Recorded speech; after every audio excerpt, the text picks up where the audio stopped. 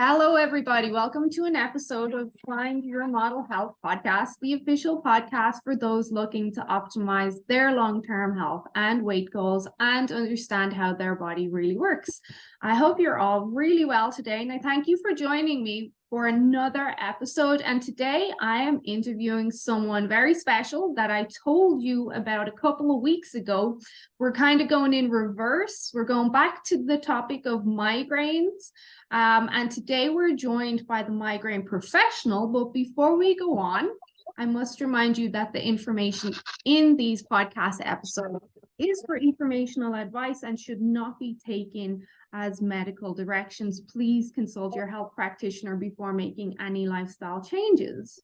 So today we are joined by Mark Canadic. He's and I hope I pronounced that correct because I have an Irish accent, so it might come out wrong, is an integrative health coach and migraine community educator through his platform, Migraine Professional.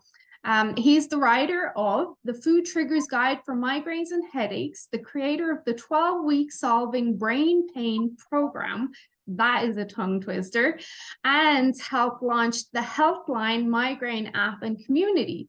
When not nerding out on health, Mark is at the beach practicing falconry, which is interesting, or feeding his foodiness, which I also do. So how are you, Mark? Thank you for joining us today and giving me some of your time. I'm really grateful for this. So I would love it if you could kind of give my followers and my clients a bit of your background and what got you into such an isolated category of health, whereas focusing just on migraine and headache and stuff around that. Well, thank you for having me. I'm really excited to kind of talk about this. This is really what I've kind of spent a lot of my time really dedicated to understanding more about it, understanding more about the people that suffer migraines and headaches. And there's all different types of us. And, it really started with my own journey when I was a child. When I was growing up, I frequently experienced migraines and headaches. I was a pretty sickly child. I was fairly sensitive to the environment. I was sensitive to foods and to smells, to sounds, to lights.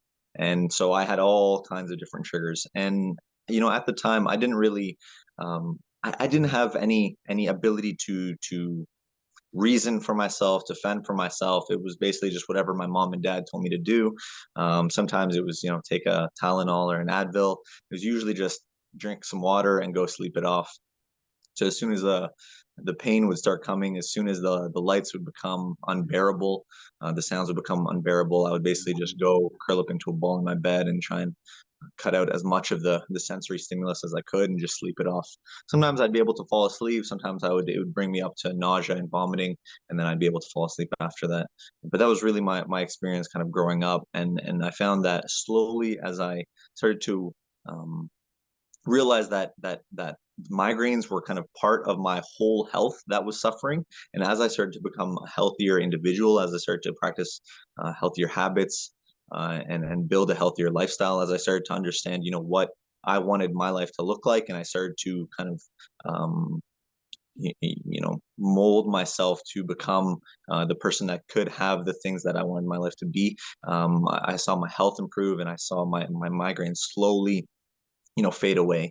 They become less frequent, they became less intense, and then eventually they faded to just becoming mild headaches. And now it's kind of rare. It's rare for me to even get a headache. I haven't had a migraine in about 6 years now. Every once in a while, I like to, I've been one to kind of start pushing it pretty hard. I like seeing how far I can take my body, just because I've spent so much time kind of building it and building my health. So sometimes I'll push it really hard. And the only headache trigger that I have now is really intense exercise. So that's the last one. But it will cause maybe a light headache, if anything. Nothing like the migraines that I used to have. Do you think, yeah, I'm sorry to cut you off. Do you think the exercise aspect is when we push ourselves so hard, that kind of tension around the neck and the traps, just kind of constriction? You think that might be playing a part there? Yeah, Yeah, I think the musculoskeletal aspect of migraines and headaches is huge. I think it's really under addressed, and I think part of it is because we have unhealthy breathing patterns, unhealthy digestive systems, unhealthy organs. Because what happens is it's called viscerosomatic inhibition. So our viscera, they get inflamed, and then they inhibit our soma, which is our body. They inhibit our musculature. They inhibit our abdominals. They inhibit our lower back, and this causes instability in the system. Right, our body, our musculoskeletal system, it radiates from the inside out. Stability always comes from the core out. And when we have an unstable core, we tend to develop unstable limbs, unstable neck and head and shoulders, and this kind of radiates out. And this provides the instability for us to develop the tensions that then end up, causing or contributing to our migraine threshold and our triggers that all kind of add up together and cross our threshold and trigger us into migraines. So I think I think the musculoskeletal aspect is a big part of it. And for me specifically, it's overdoing it with shoulder or neck involving exercises. That's what really does it. And so I've been really cognizant of maintaining good, strong core function. And I used to have a big history with digestive issues, and I've been lucky to come really, really far with that. And so, it's just a journey of maintaining, what I like to call the foundations that you have to keep to make sure that your body's resilient, that your body can recover, that it isn't becoming overwhelmed from just the smallest little triggers. So you really found a holistic health, kind of whole health first approach for you helped to eliminate those. So it wasn't one thing specific per se, it was like that whole health approach of being optimal with nutrition, exercise, sleep, all that. Mm-hmm. Yeah, so one of the main ways that I look at migraines and headaches is from the neurohormonal perspective, and there's a good body of literature to show that the inability to facilitate strong hormonal functioning is one of the predisposers to the tendency to trigger migraines, but it's unclear which one is the cause and which one is the effect. Is it the unhealthy body that can't create hormones properly that also gets migraines, or is it the poor hormonal function that creates the unhealthy body that creates the poor or the susceptibility to migraine trigger? And so from that perspective, I think as I got healthier, I think my hormonal function improved. I think my musculoskeletal function improved. I think that as you become healthier, you improve in multiple different areas. I think when you put into place foundational aspects of health like exercise and sleep and nutrition and things like that, they have cascading effects throughout the body, right? They're dynamic. It's not a static input where you have a migraine trigger and then you take some sumatriptan and now your migraine is aborted and you're okay. It's you start exercising and then your sleep improves and your ability to tolerate stress improves and your digestion improves and your energy improves and your mitochondria improve and your brain function improves, right? So we want these dynamic inputs that have dynamic consequences that help improve our body in a number of different ways. Yeah, you mentioned hormones there, which is something I'm talking about with my followers for the last week or two. And that on a basic level, when we improve our body and our health, our hormones are going to improve.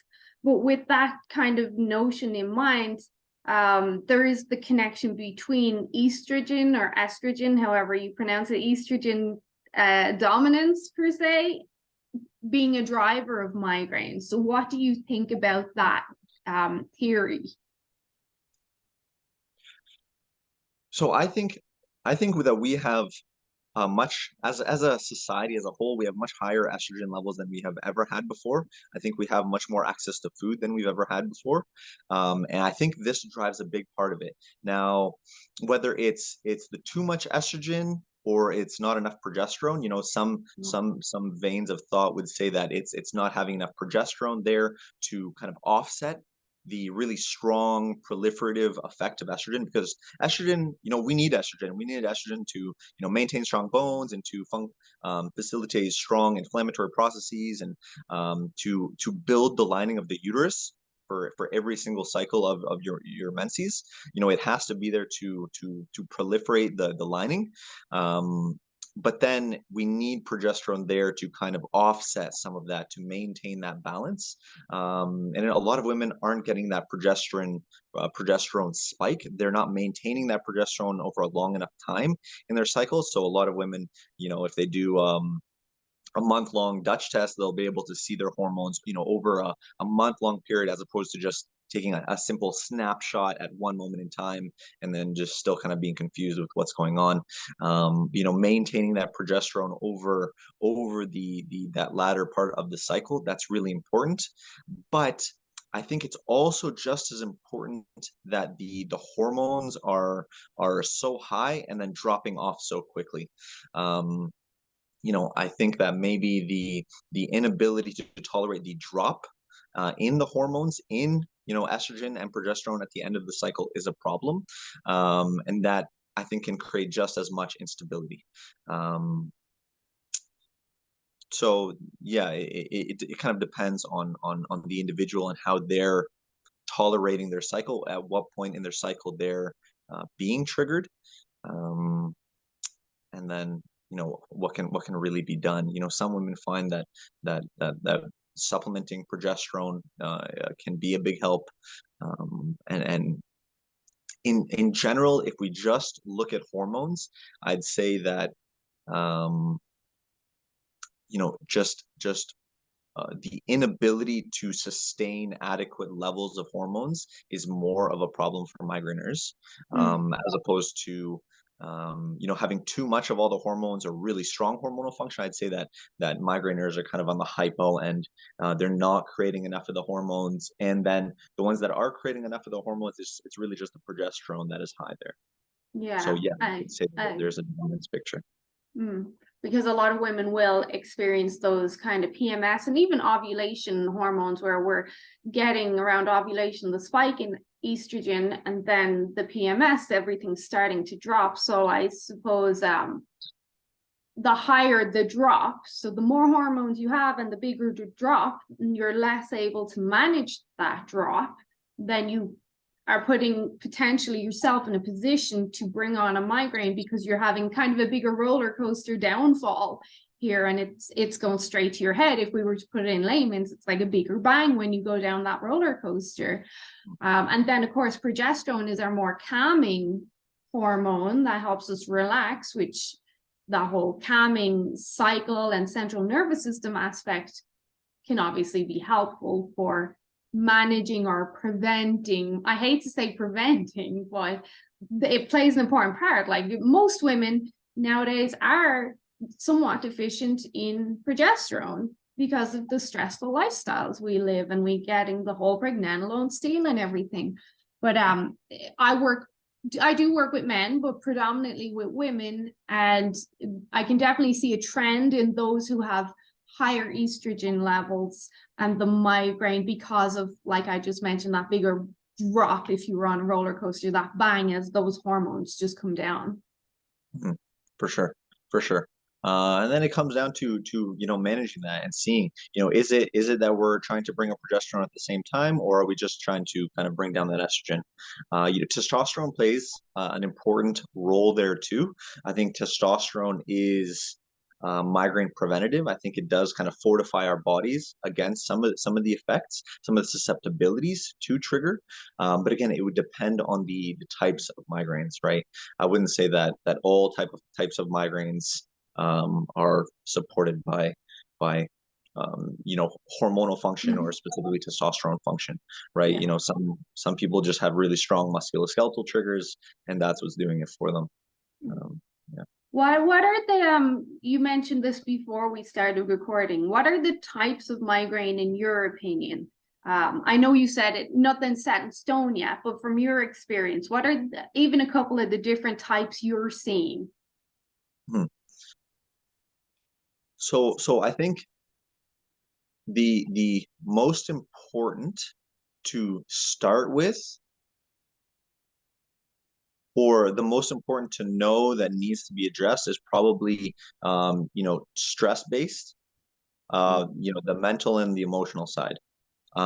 Because the ability to manage our bodies, the ability to manage all of the things going on in our lives, that is the most important, just from my perspective, and taking a kind of a top down approach. But not in everyone will that be the first place to go. Some people need to work more on the physical aspects. They want to support their bodies, support the ability to tolerate triggers and stressors before they kind of approach some of the mental and emotional things, especially when there's a long history of trauma. But I would group the mental and the emotional main triggers as kind of one part of them.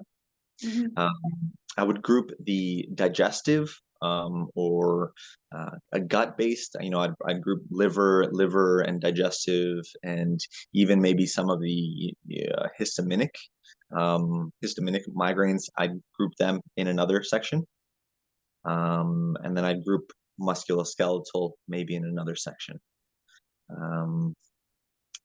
There'd be a lot of crossover. Some people, it can be something simple.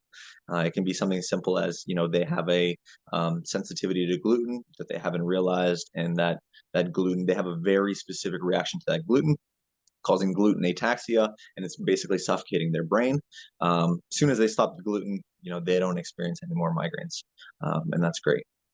And then there's more complicated cases where we start getting things like histamine reactions, where you're reacting to all of the fermented foods, the smoked, the dried, the cured foods, and it can even become as severe as something we call mast cell activation syndrome, which is where your mast cells, this part of your immune system, which normally reacts to allergic responses, they just start, we could say randomly, but they start randomly degranulating, and they start releasing these histamines in the body, and then we all get all kinds of different symptoms, just because the immune system is becoming overactive. It's becoming overactive or hyperactive, and it's causing these mast cells to degranulate, and then you get all these kinds of different symptoms. So then it may be more of an immune approach to it, and that immune side can be kind of multifaceted.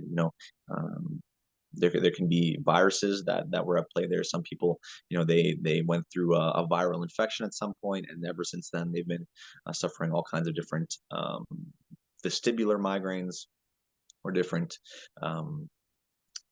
immune responses, and those are connected to their migraine triggers.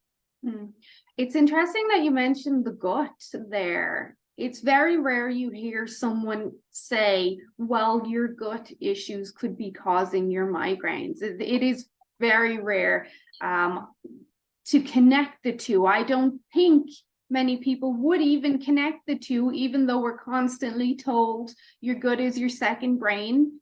There's a disconnect there where people don't say, okay, if my gut is my second brain, then maybe my gut is causing my mind. Like it is rare. Do you see that a lot? Do you have a lot of clients that it's their gut driving their migraine? Yes. Yes, for sure. Definitely. And yeah, I think it's pretty, it's become part of the dominant medical model that we experience here, is that things are kind of separated. And what was initially used to kind of label or diagnose things and be able to refer properly, right? You go to your general practitioner, your GP, they give you a referral to a gastroenterologist, or they give you a referral to a neurologist. And so then those are seen as separate areas that are kind of independent of each other. That's not really the case. It's not how the body works. And the gut and the brain are constantly interacting with each other, and the gut is giving a lot of information to the brain, and it can be a major source of stress to the brain because of all of the information that it's constantly sending to us. So if we have an issue in the gut, it can be a specific, it can be we could say, a major trigger that is causing us to stay near our threshold all of the time. And then it just takes a small thing, maybe we miss a meal or we don't drink enough water that day, and then that throws us off. But really, it was the digestive issues, the digestive inflammation that is keeping our trigger levels that high. That's like what you mentioned about gluten. Eliminating gluten may be very helpful for some people, or even the histamine. Maybe you eat some cheese. Eliminating that could be very helpful. Yeah, so in terms of diet, it'll depend on the individual and the type of type of digestive issues going on. There's a good body of literature to say that maybe parasitic infections or different pathogenic infections may be contributing to some of the sensitivity to trigger, right? H. pylori have been directly associated with migraines and migraine prevalence. H. pylori is a pathogen that lives in the stomach and the upper duodenum. And this little organism it'll temper the pH in your acid, the pH in your stomach to kind of suit its needs, to create its environment, to allow other other pathogens to be able to take hold. It'll dig into the lining of your stomach to aggravate your immune system, to cause a chronic inflammatory response. It'll you know sort of cause dysfunction in your ability to digest foods. Things like burping and acid reflux have been commonly associated with H. pylori and things like that. But obviously, you should get tested and checked out if you think that may be an issue. In terms of foods, the one of the most commonly recommended places that people will go for food elimination will be something like the histamine or tyramine foods that are high in histamines and tyramines.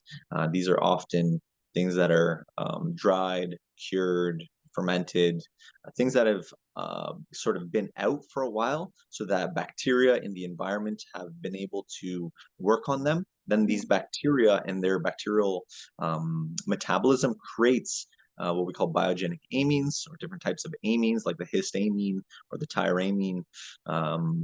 And then these can be a trigger for migraines and headaches. But this is, I find that it can be more complex than this, in that it can be, things as simple as, some gluten or some dairy that we maybe have a sensitivity to, a personal sensitivity to.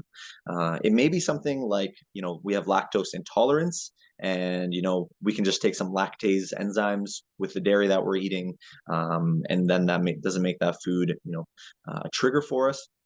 But it can be specifically the proteins in that food that our body is reacting to, because our digestive system is starting to lose tolerance because of maybe whatever is going on inside of the gut. Our digestive system is starting to lose tolerance, and so then those foods can become sensitive. So we want to focus on healing the gut. We want to focus on removing some of those triggers, giving more digestive supporting foods, helping our digestive system to break those foods down, right? Not rushing around when we're going through a day, not rushing around and eating while we're going, taking the time to kind of sit down, chew our food, relax while we're eating, eating social occasions, things like we kind of used to do.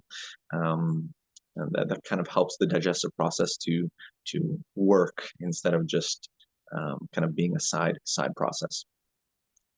So yeah, the kind of some of the most common things would be soy, wheat, dairy. Citruses are really common. Sometimes it's things like chocolate. It can be the histamine and the tyramine foods. Grains in general can be some of the more triggering foods. I'd also, if there is a lot of digestive issues going on, I'd be kind of more careful with FODMAP foods. This is a specific category of foods that feed the bacteria in the gut. So if there's a lot of bad bacteria in the gut, it will feed those bad bacteria just as much as it will feed the good bacteria. So this might not be a good thing. And this may just be pointing to, we got to focus on the gut a little bit more and heal the gut.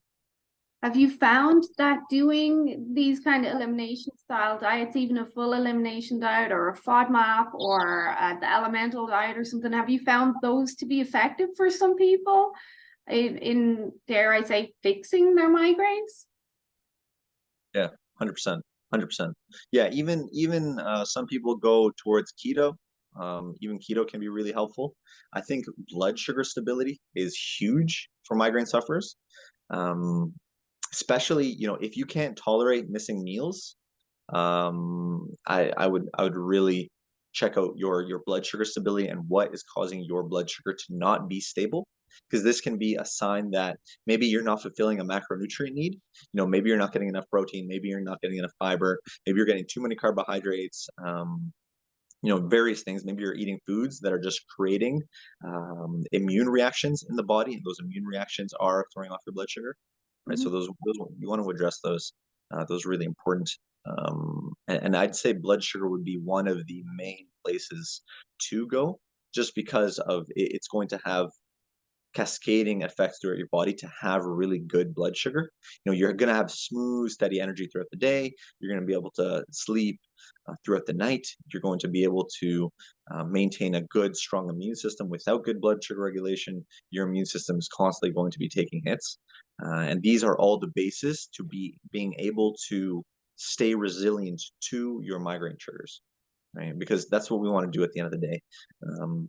We all have a certain amount of um, tolerance in our day. You know, we all have the 8 hours, the 6 hours, the 5 hours of sleep that we have to get each night. If we don't get those, we start running into lots of issues. We all have that kind of what I call wiggle room. And our goal is to just open up that wiggle room as much as we can. We do that by making the body more resilient, by building that resiliency, by building some more tolerance there in whatever the area is. That's kind of providing some of those main triggers. There's two things I want to touch on there because you mentioned keto, and I'm curious. So you see people get better with keto, and what about carnivore? Because I'm thinking the amines, the nitrogen, the ammonia from all this extra meat. Not everyone is eating grass fed and pasture raised. So I feel like, would that not be slightly contradictory then? Now, I kind of know what you're going to say in regards to blood sugars and eliminating maybe inflammatory grains and lectins and whatnot, but it does, from an outsider, it would seem kind of contradictory with the whole amines connection to driving migraines. Hmm. Yeah, some people will have to find fresher meats than other people. Because so depending on where you go to get your meats, some meats will be aged. They'll be 30, 60-day aged, 90-day aged. And that will create an amine load that will be a problem. But I would not say that just meats themselves are the whole part of the problem, or even that's just histamines or tyramines that are the whole part of the problem. I think they're just part of it. I think they're Mm. just part of kind of the kind of migraine picture, and they can be one of the bigger things for a subset of people Yeah. that is causing them to go over their threshold. Um, I wouldn't say I find as many people actually sensitive to histamines and tyramines um, as recommendations would make it seem, because it makes it seem like if you have migraines, you need to avoid everything that has chocolate or that is fermented or Mm. smoked, when that's really not the case. There's a lot of individuality within migraines and the people who experience migraines, and so it's much more important to focus on kind of finding out what your specific triggers are, what is actually going on, and what is prompting your body to end up with this reaction, right? Because at the end of the day, it's just a reaction to something that's going on. Yeah, yeah, I find working with my clients, like you said, the histamine can be an immune response, but I also find when they have compromised detoxification, that's where I'm going to see a higher immune response. And I'm not specifically looking for the migraines, more so the rashes and anaphylaxis and stuff like that. But when you were speaking about, I meant to bring it up when you were speaking about the histamines, I find it's a detoxification issue, which could even be connected to the hormone as well, plunge. Do you do a lot of detoxification work with your people? So I wouldn't call it specifically detoxification. I wouldn't say that we do. I mean, it will depend on the individual, but I'd Mhm, say that everyone is taking part in improving the ability for their systems to detoxify. mhm. Yeah, every single person. Yeah, but it's not like it's we're doing specific things that are kind of going out of our way. Your body is constantly trying to detoxify. Your organs of detoxification are constantly trying to pee and to poo and to sweat and to breathe. They're trying to get everything out, and so we're just facilitating those. And the way that we facilitate those is by, moving more and eating better and better and breathing better and drinking more but yeah, I think that that is a big part of it for sure. Yeah. I'm so glad you said that because all these specific detox plans and all they somewhat annoy me. I'm constantly saying to my clients, you literally detoxify every day. Like your body, it's about the healthier you get, the better you're going to detoxify. If you sweat from exercise, if you pee more from water, like so I'm glad you said that. The other thing I wanted to ask you, I know my people are going to roll their eyes when I say this. I believe sleep is number one. It is number one over everything. Do you see a connection between people not prioritizing sleep? And I'm saying prioritizing specifically for a few people who I know will hear this, not prioritizing sleep and not getting good sleep quality. Do you see the connection there between the migraines? It's obviously the stress factor. And you mentioned you'd listened to a few of my other podcasts where I'd mentioned in them my own issues with migraine. And definitely, if I don't get good sleep, just don't come near me. And there's a chance that I am going to get a migraine because I'm going to be more like inflamed and stressed. Mm. Yeah, I think sleep plays a big role in it for sure, especially for hormonal function, especially for, overcoming the day, the previous day. And I think that there's a big I think it's part of the ability for us to feel our bodies. I think sleep, as we start to become deficient in sleep, it becomes harder and harder for us to feel what our body is saying. And then we can almost start compensating by getting less and less sleep. Same with, one of the reasons I kind of try to get people to avoid stimulants is Mhm. because it blocks your body's ability to feel what is going on. Because at the end of the day, I can't be there for you 24/7, looking over what you're doing and everything that's going on, right? So I have to teach you kind of how to go about understanding what your body is saying, understanding the signs that are kind of coming out, the symbols, right? Because our body can't tell us; it's going to give us different kind of symbols and symptoms that it's trying to communicate to us through, and then we have to be able to hear those and then respond to them properly and being able to give it the right stimulus or change how we are doing things to kind of correct some of those, to course correct.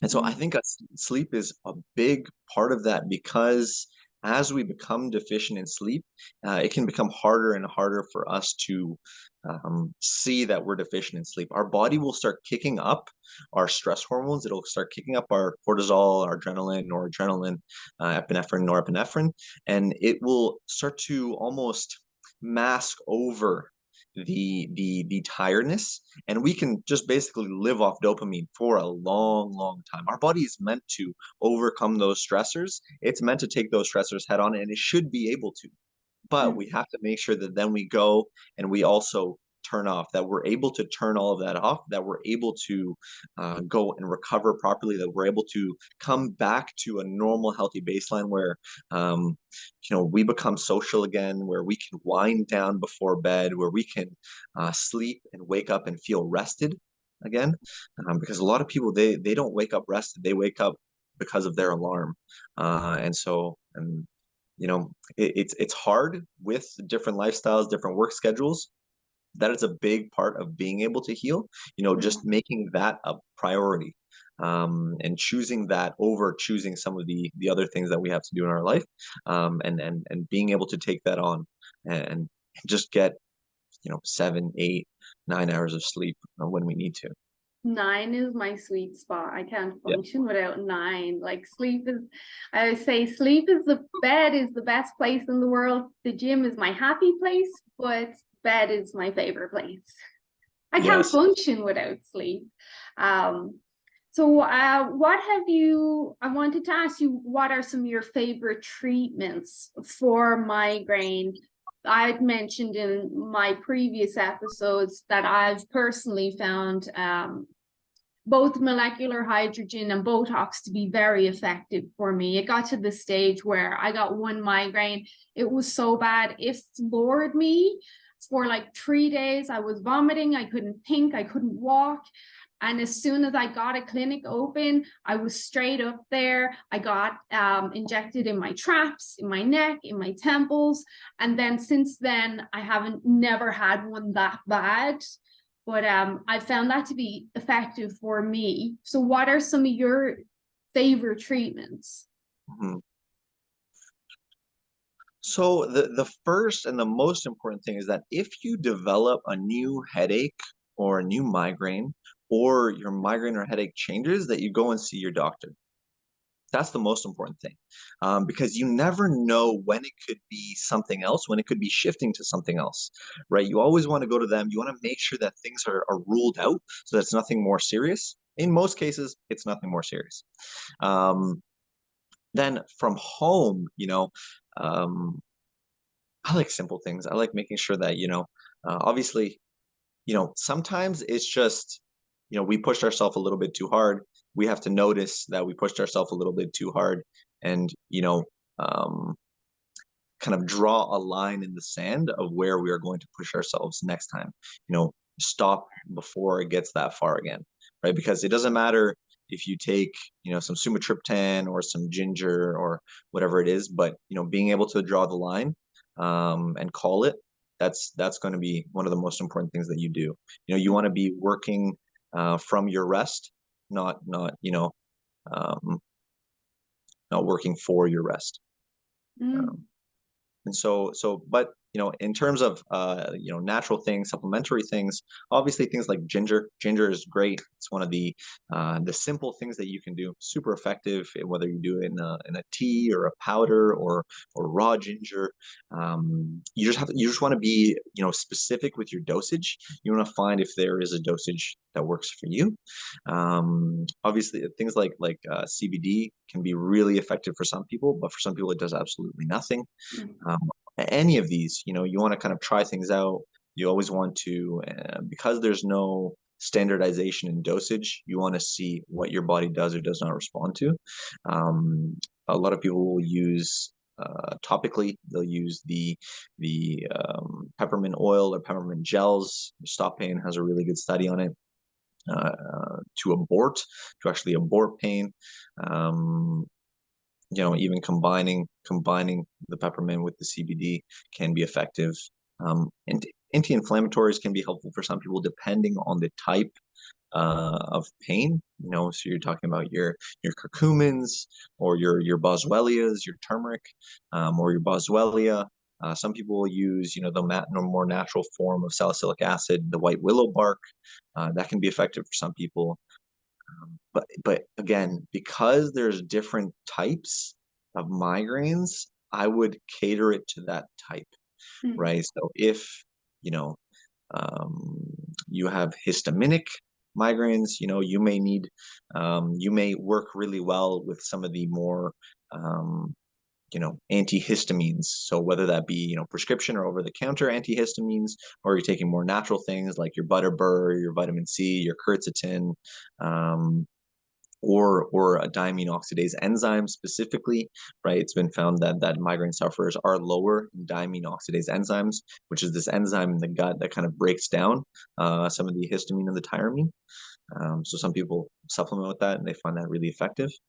Um, but yeah, it'll kind of depend on where or what is being the main trigger. Some Do people just you, need a gut soother. They just need some peppermint tea just to soothe their gut. Um, mhm.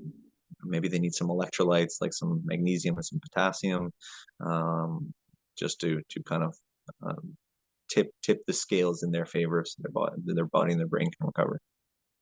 What do you think of these piercings, ear piercings and stapling and stuff like that? Mm. Apparently for some people they work. And what I've always said is that if it works, keep it working. Just keep it working. That's great. Keep it working for sure. A lot of people, they need more physical stimulation than they get, not just in terms of, exercise and movement, but they need massage. We, prior to becoming so isolated in our houses, we were all touchy-feely with each other. We were very connected. Massage is essential. Human touch is really, really important for the body. It releases the oxytocin system, and that helps to modulate inflammation, to modulate stress, to modulate the immune system. So those are really, really important. I think, lymph massage can be really helpful for a lot of people. A lot of people can do their own lymph massage, massaging their lymph nodes down the neck, top of the chest, underarms, groin, really important lymph massage areas that can be really important. And I think vagus nerve stimulation, for some people, it can be very important. Your vagus nerve, it's a nerve that kind of wanders down from your brain down into your organs. It innervates your organs. It helps with everything from swallowing to digesting. And there's patented migraine vagus nerve devices. So these stimulate the vagus nerve. They're used specifically for migraines, like the gamma core. They've found to be effective.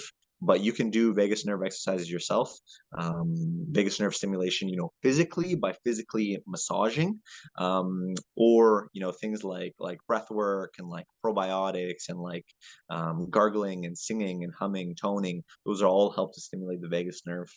Those can all be really important, but they need to be done, not just once or twice. They need to be done 2 or 3 times a day for 2 or 3 weeks. And done to the point where that nerve is, fatiguing. It's being pushed to have to become stronger at the end of the day, right? So one of I like people being able to kind of being able to measure the changes that they're making, measure the improvement, so that they have some feedback. That, right, just like we go into the gym, we measure the amount of weight that we're lifting. We have instant feedback. We can always go back and see if our body is able to meet that weight, meet that stressor, and is it stronger the next week when we come back? Because every week, we should be improving 1 to 3% minimum.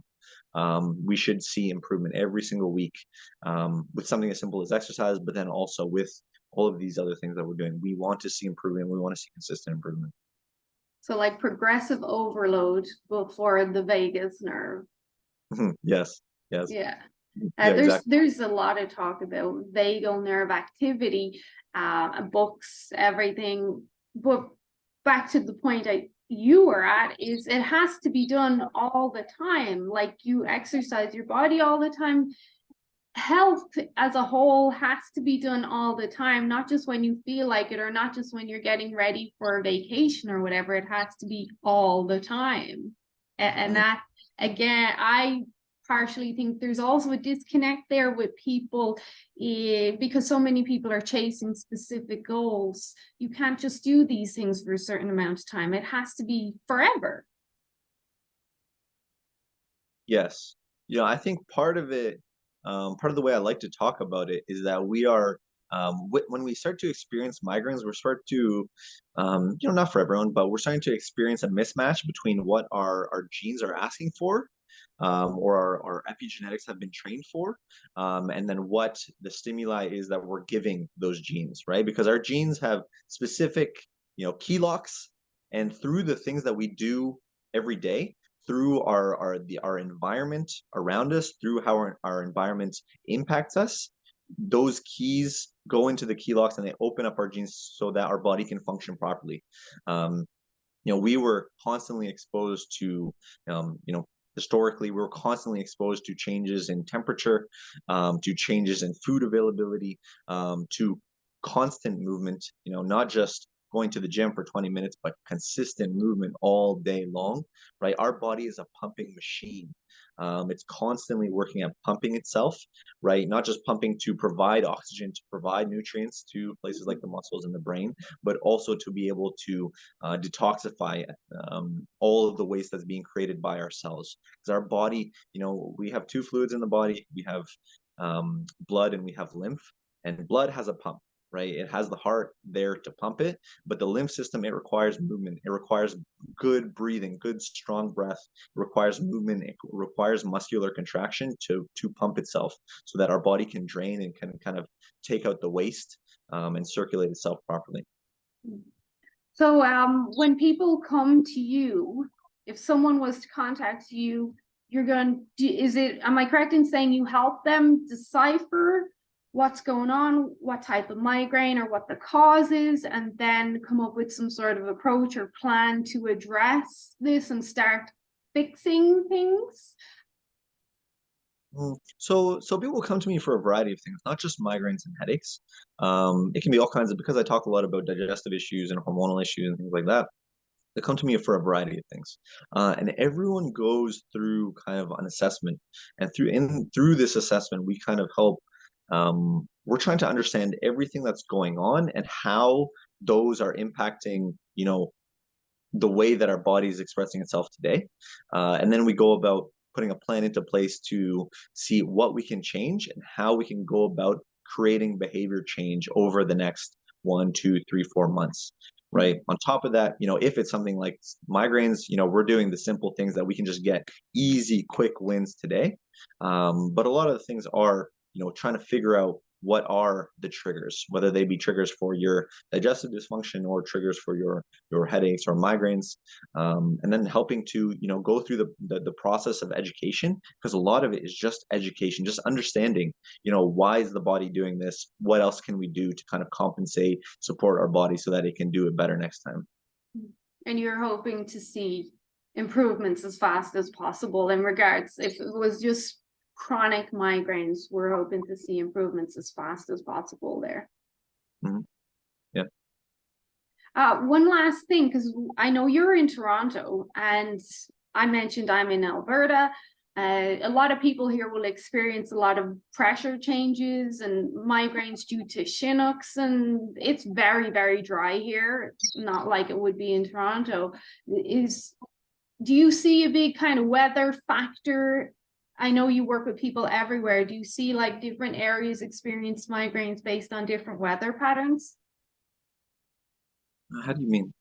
Like I understand the barometric pressure migraines. Yeah. I'm not sure. I suppose what I'm asking is, I don't know if you've many clients in Alberta, but do you see, I would expect that if you had a lot of clients in Alberta, you would probably see more headaches associated with weather changes in your clients from Alberta than you would in Toronto. It's probably not a big thing in Toronto, is it? When I kind of look back, I don't see as many weather or pressure change related migraines as I would expect to see. Maybe because I don't talk about them as much, but I don't see that many of them. So I wouldn't be very, very good at kind of commenting, especially on the difference between areas. Mm-hmm. Mm. Because we have the Rocky Mountains here as our backdrop. So it actually is a hot topic. When we get a Chinook coming over, people will take pictures of it. It'll be all over Facebook. And then as you scroll through the comments, it's like, oh yeah, my head was telling me something was coming, or yeah, the migraine's killing me today. And it'll be a lot. It'll be like nearly every comment, someone has either felt a Chinook coming or they're feeling the impact. So it probably is more dominant here because we have this setup that we have, and it's very dry here too. But just all these different areas for people to suppose consider could be driving their migraine. Like it's great if you can decipher what's definitely yours. I can 100% say migraines for me are triggered by chronic blue light exposure and stress. Like they're my two triggers. If I can limit those, I'm doing great. But I know not everyone has that kind of blessing to be able to pinpoint what is driving theirs. Mhm. Yeah, for sure. Yeah, and I think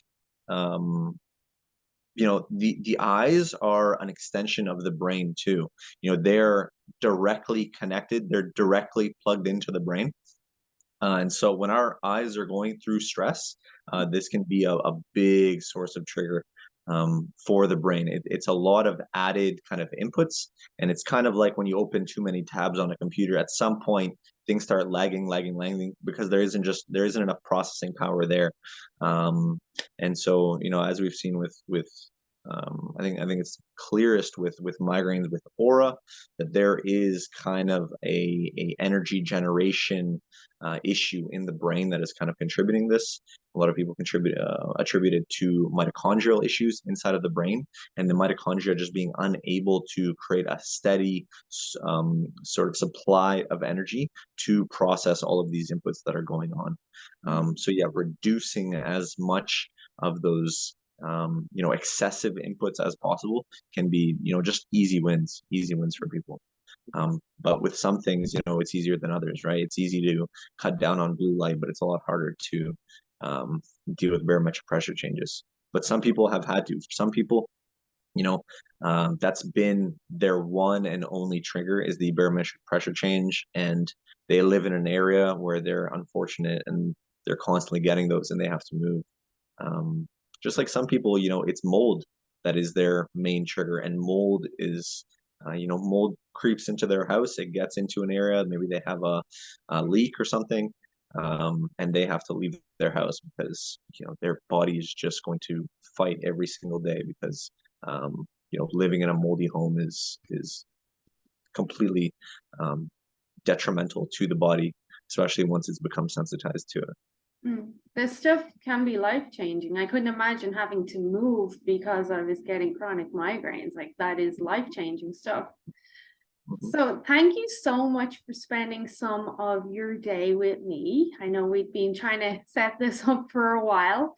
Can you tell my followers where to find out more about you and what you do? I know you have some amazing blogs up, and I follow you on Instagram. So please tell us. Yeah, so it's just Migraine Professional on all the channels, YouTube, Instagram, Pinterest, Facebook. Yeah, just check us out at Migraine Professional. Yeah. And I noticed you have a free ebook as well on your page, on your website, which could be very beneficial for a lot of people to check out as well. Yeah, we have a couple. So we have the 5 factors that trigger your migraines, and then we also have the 5 mistakes of hormonal migraines, that's specifically for hormones. If you're experiencing migraines that are hormonally related, you'll want to check that one out. Yeah. Or even if I would recommend, even if you believe, if you don't know for sure, even if you think it might be hormone, check out that ebook then. For sure. For sure. Well, thank you so much, Mark, for giving us some insight, some more insight into migraines. And I hope you have a great rest of your day. Thank you, Chavain. Thank you for Have a great joining day. us.